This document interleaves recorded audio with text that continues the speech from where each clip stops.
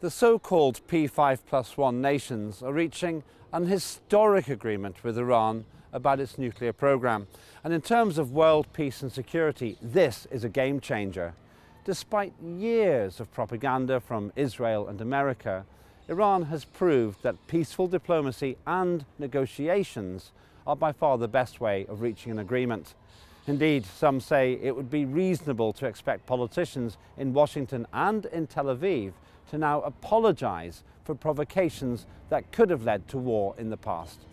Meanwhile, Persian Gulf states such as Saudi Arabia have expressed concern over Iran's rising power. If President Obama is right in his belief that these states are concerned by the increasing domestic dissent they're dealing with, it would suggest America could change its regional alliances away from these Arab dictatorships. Major countries called the P5+1 and others are also losing patience with what they see as Israel's irrelevant and trivial demands, and their continuing support for potential military attacks on Iran. Such destructive comments contradict the international mood of working with rather than fighting against Iran. Are the warmongering comments from successive Israeli politicians helpful or harmful? Should the international community ignore what many describe as Israel's irrelevant demands? And is it time for the United States to break its alliances with Arab dictatorships? These are the simple questions we sought to answer. And we began with this. The so-called P5+1 countries are reaching an historic agreement with Iran about its nuclear program. What does this really mean for global peace? That's the question we put to the American public. I think you should keep Iran on board, otherwise it'll end up like Iraq and Syria. In my opinion, this is, if successful, which it looks like it will be, this will be Obama's legacy, finally. Well, I think it means that it's a step forward.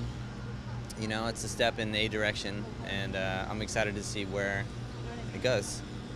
Well, hopefully that means some positive impacts, you know, but in a way I'd rather prefer that Iran would come to terms with itself than us getting involved.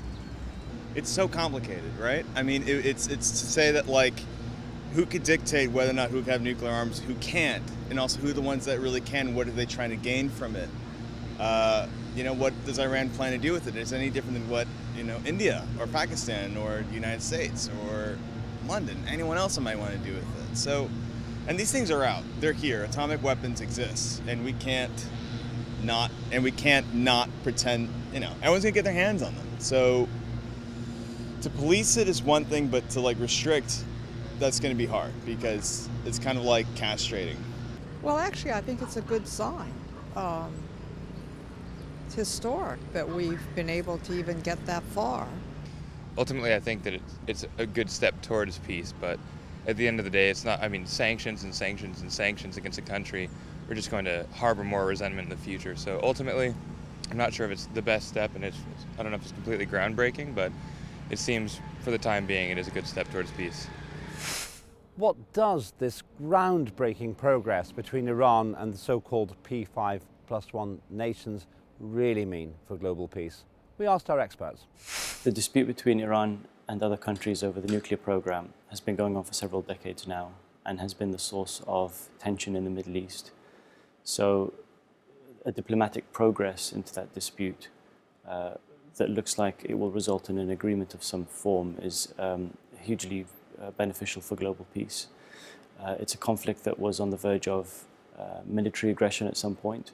So for that dispute to get to a position where there is at least an agreement to agree, there's lots to iron out still, but has reached a position where there is declared public agreement on a new position that has kind of taken away a lot of the tension in that dispute, is a huge step forward for global peace.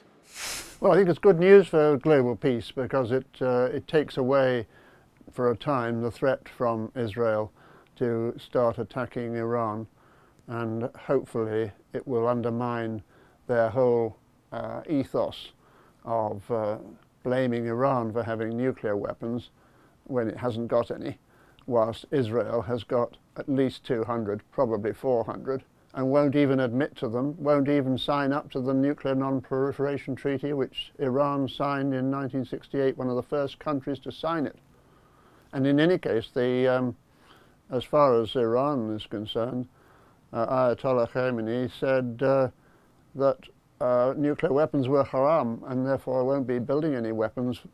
I mean, it's quite logical that if they were to even think of attacking Israel, they would be destroying Palestine, the mosque, other religious sites, and a lot of Palestinians. So it's not on the cards. And in any case, even if they had as many nuclear weapons as Israel, they'd be annihilated by the American Fifth Fleet, which is just sitting off the coast of Iran before the missiles even arrived in Palestine, Israel. So there's no question of there having been a threat to world peace other than from the Israelis. Despite years of propaganda from US and Israeli politicians, Iran has now demonstrated that peaceful diplomacy and negotiations are clearly the best way of reaching agreements. We asked the American public if they thought that US politicians and also those in Israel should now apologise for their previous warmongering stance. I doubt it. Since when have politicians ever apologized, right? I don't know, it sort of seems like one of the least honest professions within the scope of being a human being. So I wouldn't say that they would apologize. I doubt it that they will apologize. This is an ancient thing that's been going on for thousands of years. Israel was very aggressive in trying to hurt or block Mr. Obama's efforts. It was a slap in the face diplomatically, and it was a historic turnaround and how can I say, lack of integrity of, after 30 years, saying there will never be a Palestinian state in my lifetime, period. I don't believe that will happen. I'm not sure it's necessary for that to happen.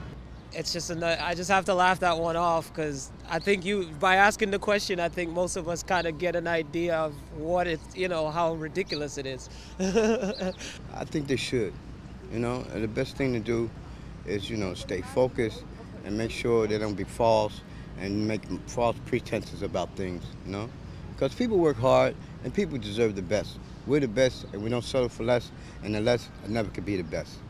I don't think Israel and the United States will ever apologize, because it's more than just the warmongering, it's also just the treatment of Palestinians. It's the kind of racist rhetoric that's been used to dictate policies. What are the premises to why Iran and why the Middle East and the West, why are they at war? It's usually just premises of racist rhetoric that's just so embedded into each one of these countries' foreign policies. I tremendously doubt that they will, but hopefully this is just a bright future of actual peaceful negotiations. Those answers are quite interesting. We checked with our experts to see if they held the same view or perhaps a more optimistic one. Here's what they said.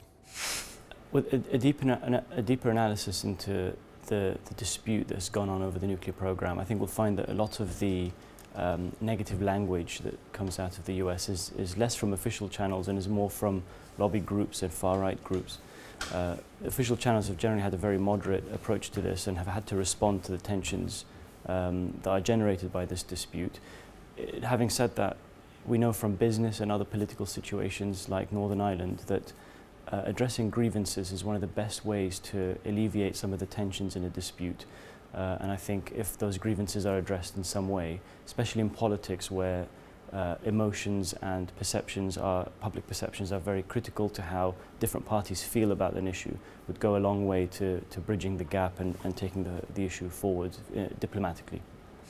Well, I don't think apologise has reached the Israeli lobby's vocabulary yet. It's not even in the American one.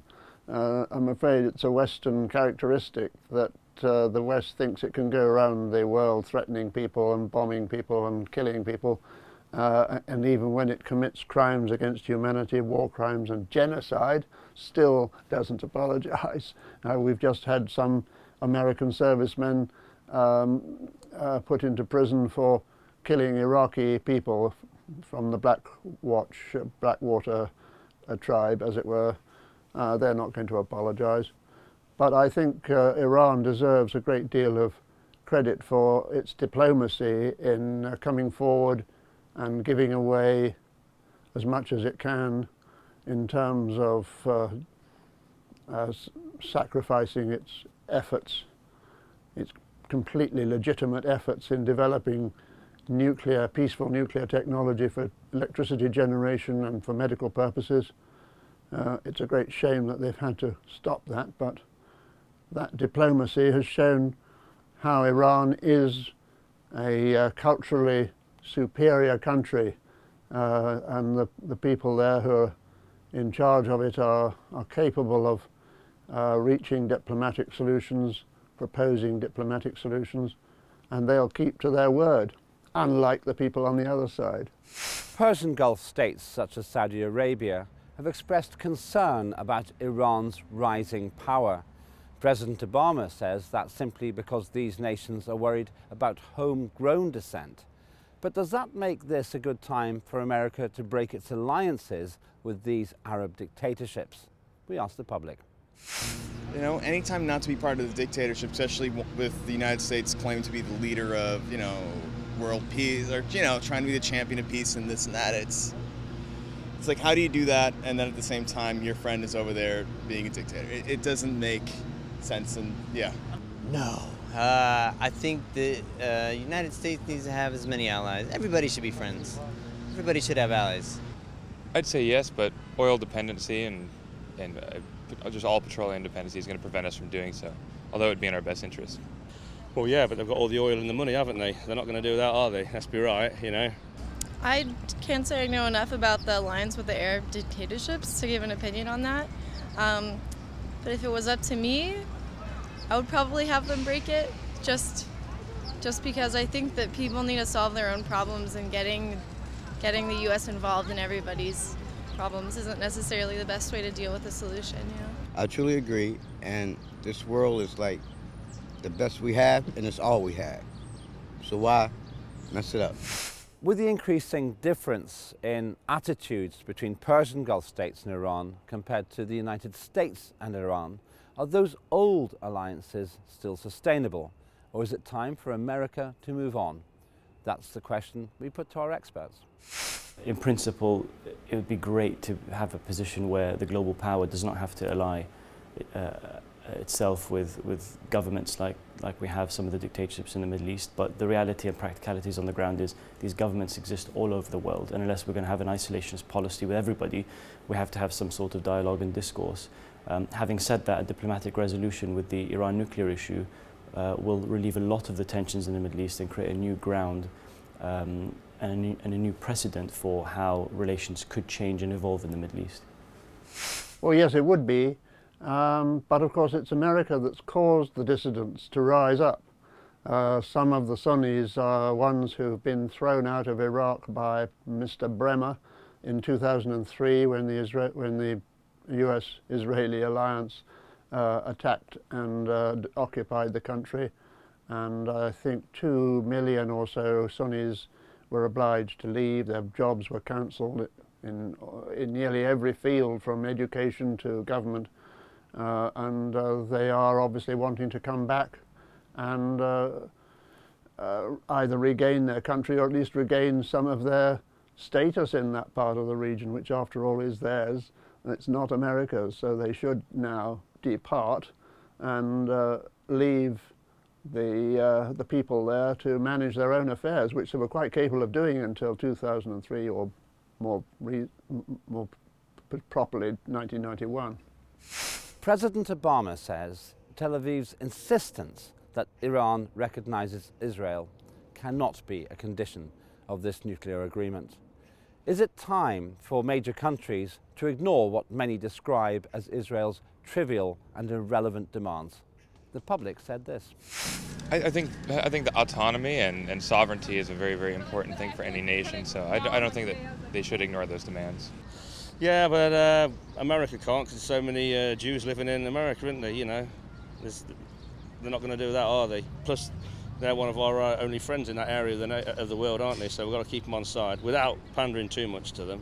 Well, I guess it depends on who you're asking, Israel or Palestine, you know. So maybe Palestine would think it would be time for us to ignore them, but I'm sure Israel wouldn't agree with that.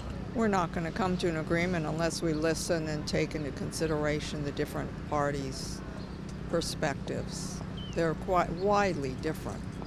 I mean, it's, again, like, yeah, that's another problem. That's a whole other problem with the, what's the word I'm looking for? Sovereignty. The sovereignty of Palestine now being erased and with it being replaced with Israel. You know, Iran's feelings with this Israeli-Palestine conflict is that shouldn't be embedded to this other issue. It might be, but try separating.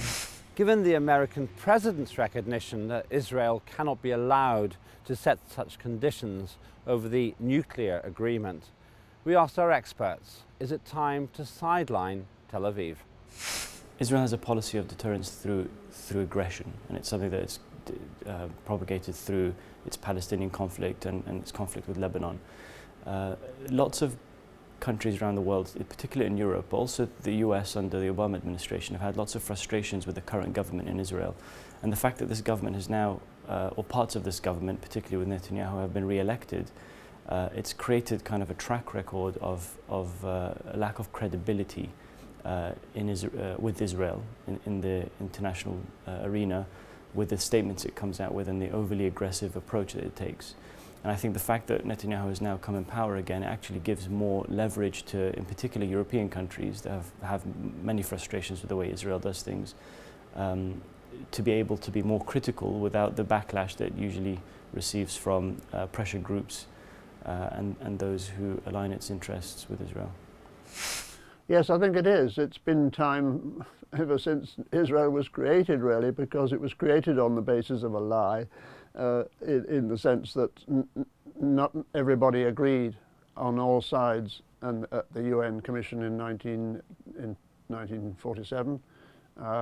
Not only that, but it was created with the object of removing the indigenous population, which is a kind of genocide. Okay, it's not genocide until they're actually killed, but they are being killed every day. So it's that policy is being carried out. And so yes, I think it's time for the international community to put its foot down. They did a few months ago, last year, when they agreed to recognize Palestine as a state. That was, I think, 140 countries out of 192. It's a crime that at the moment the Palestinians are suffering from even a lack of aid that's been promised, because the Israelis are so cruel in their treatment of the Palestinians that they won't even allow that in, let alone the rebuilding of the 19,000 houses that were destroyed, the 84 hospitals and clinics. All those still remain as rubble. The water supply has been wrecked. It is definitely, we're seeing a kind of genocide in Gaza. Despite worldwide praise for the ongoing success of these nuclear negotiations, Israeli Minister Yuval Steinitz has said that military attacks against Iran should still be considered. Are such comments by successive Israeli politicians helpful or destructive? Here's what public opinion tells us. Well, I don't think no matter what, Israel just want Iran gone no matter what. You know, I find it a bit... You can't have Israel saying they can't have nuclear weapons because Israel have got their own nuclear weapons. So that's a bit, you know, double standards, isn't it? If they can have them, anyone should be able to have them, as long as they're monitored properly and regulated. I think politicians can basically say whatever they want, and people just understand that it's no helpful or destructive. I mean, the letters from the senators to Iran, the letter, didn't do anything. They still worked out something. So they don't need to listen to politicians. You know, you will never be able to obtain peace with violence. It's just two things that don't go together. It's like putting two positives and expecting that it's going to light a bulb. You need a negative and you need the positive to come together to create one source of power. I think they're destructive. I think Israel's real problem in stating a position there'll never be a Palestinian state, Israel's real problem is, what is Israel going to be? Is it going to continue to be a democracy? And if so, it will have a majority of Arab population. They're in a bind. Jesus Christ, so they want to do more military action. No, that's destructive. We can't, let's get that out of the zeitgeist. Let's get that out. Incendiary and definitely destructive. I don't know. I guess I really believe in negotiation and diplomacy. So they're not helpful, but I don't think they necessarily mean that we can't reach an agreement. I think they're destructive. There should be peace all over the world, and I don't know why it isn't. But everyone seems to putting their hands in the oil, gold, about materialistic. It's about mind and heart and life and living, not destroying. Finally, we asked our experts if they felt that this persistent support from Israeli politicians for the potential of military attacks against Iran was helpful or harmful. Here's what they said. Well, the Israeli approach is, again, deterrence by aggression. So that's kind of a very established policy that they have in the way they approach relations with their neighbors. It's obviously very destructive, this kind of approach, and in fact goes contrary to what the United States is doing now, which is trying to bridge the gap over this dispute through diplomacy. And I think the current revelations show that diplomatic approach is actually going to yield many more benefits than one of aggression that's only going to foster the tensions that already exist in the Middle East. And I think if the US continue with the approach that they're pursuing with Iran, we could actually see a resolution to this in some way, maybe not completely, that will take away a lot of the tensions that exist and establish a new platform for relations in the Middle East and take away some of the tensions that have existed.